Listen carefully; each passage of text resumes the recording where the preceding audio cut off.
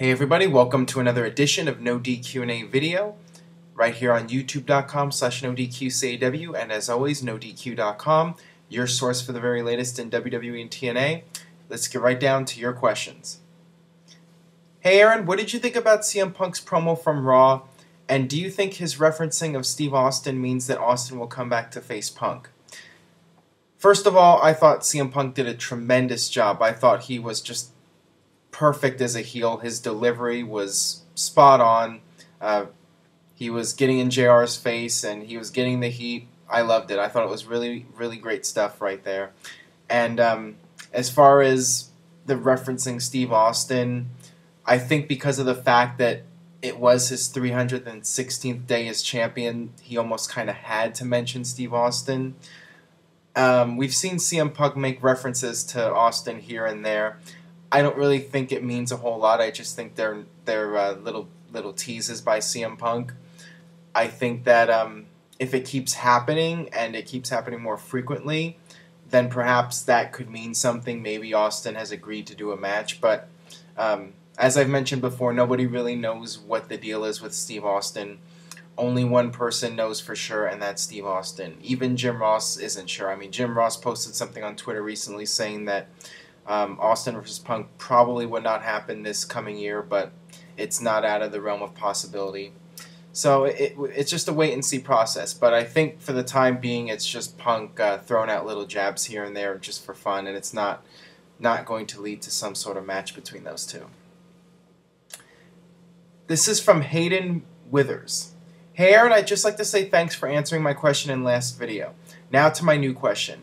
With Daniel Bryan and Kane as a tag team, would you turn Bryan face, Kane heel, or keep them the same? Your thoughts? I would keep them exactly the same. I mean, if it's not broken, why fix it? The Kane and Daniel Bryan odd couple seems to be working really well right now. And as far as Daniel Bryan goes, I mean, technically he's a heel, but I mean, when he comes out, the people are cheering for him, and he's kind of a babyface in a strange way. When he comes out, he tells people no, and they're chanting yes, but they're into him. So in a way, he's kind of like a babyface. And the way it was done on Raw this week with Kane and Daniel Bryan being in the tag team match, they were kind of like the babyfaces against CM Punk and Dolph Ziggler. So I would keep doing what they're doing right now. I mean, I think eventually Daniel Bryan will be a full-fledged babyface just because that's the direction that things are going and the fans are cheering for him, and you really just got to go with it. This is from Chaos Theory Jack. Hey Aaron, love the show. With all the talk of who's the next Cena, I think Ted DiBiase Jr. could be it. He has been there a while and he has the look and the talent. He just needs to work on his mic skills. What do you think? Please answer in video. I remember back in 2009 when Legacy was forming and you had Ted DiBiase and Cody Rhodes starting to get pushed.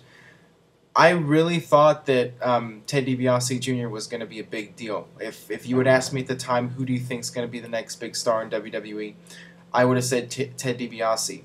I was at a show at Staples Center, actually two shows at Staples Center, when that whole Denver debacle went down and Raw ended up being moved to Staples Center. I was there for that, and I was at the SmackDown the next night.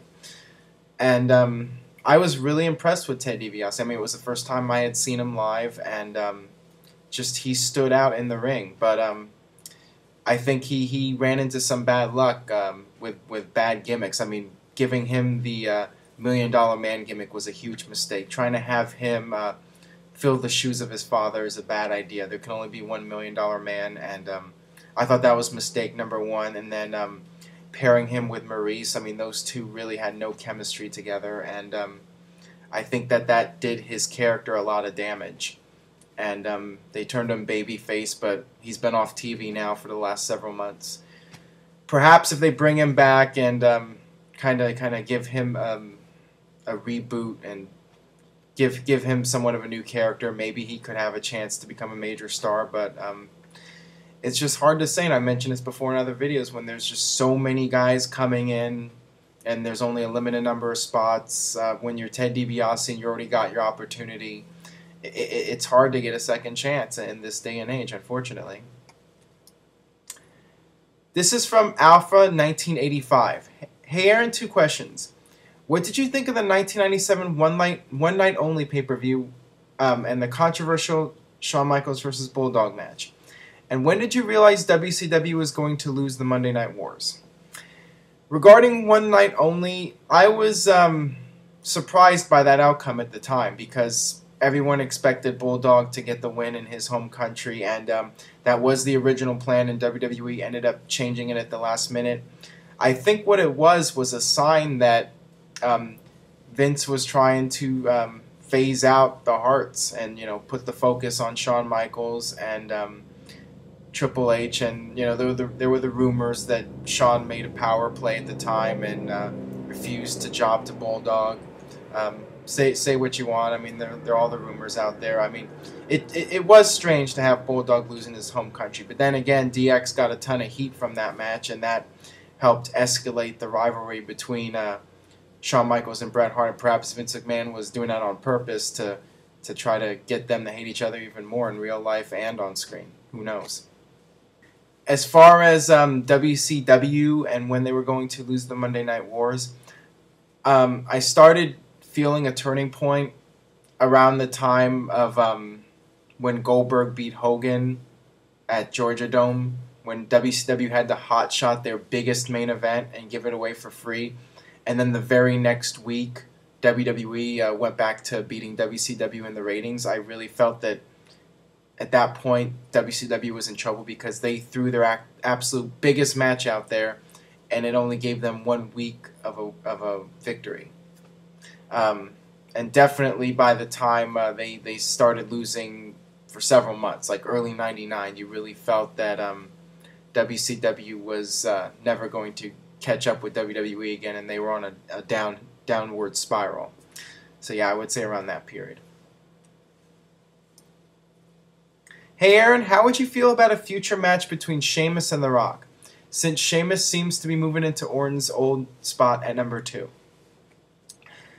I think it would be a good match, but I think that Sheamus is not quite there yet. I think that The Rock is going to be having matches with top-tier talent, you know, John Cena and CM Punk, but I just don't think Sheamus is at that level yet. Now, if The Rock continues to stick around for several more years and Sheamus continues to be pushed as a top star, maybe WrestleMania 30, by that point, we'll see how Sheamus is doing. If Sheamus continues to build up the momentum and continues to become a huge star, I mean, we could very well see Sheamus versus The Rock at that point. But wouldn't bet on it happening at least in the next year or so, or maybe 2 years, or maybe ever. Don't know.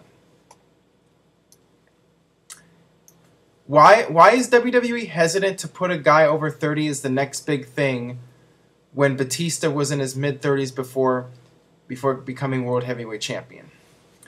Well, generally speaking, WWE would prefer to build their future superstar around a guy who's young, somebody who they know they can get a lot of mileage out of. And obviously there's exceptions to the rule, like Batista. Batista is one of those guys who was already into his 30s when he broke into the wrestling business, and he just happened to make it big. I mean, he had everything going for him. He had the size and he had the drive, and that really helped him. And I mean, there have been exceptions, like Diamond Dallas Page. He was another guy that was already getting up there when he became a huge superstar. So I mean, there are exceptions, but traditionally, if you're gonna build your company around one person, you're gonna want them to be young, so you know that they'll be around for a long time, and you know they won't be as injury prone, and they'll just be able to commit on a full-time basis, and that they won't get burned out as easily. And obviously with Batista, he got burned out and he left, and it's perfectly understandable when you look at somebody at his age. There's just only so many years that he's going to want to be out on the road full time. So that's how that goes. Alright, that'll wrap it up for this edition of No DQ&A video. Thanks as always for watching. If you would like to submit a question, you can go to formspring.me/AaronRift. Submit a question there. Try to refrain from what-if questions. I get those all the time, and Not really a big fan of the what if questions because I mean there's no way it's just guessing. But you know, if you have a good one, submit it, and you know, you could submit questions about WWE or TNA. As I mentioned before, I don't really follow the indies, so try to stick to the mainstream wrestling. And stay tuned to NoDQ.com for the very latest, and I'll see you next time for more NoDQ&A video.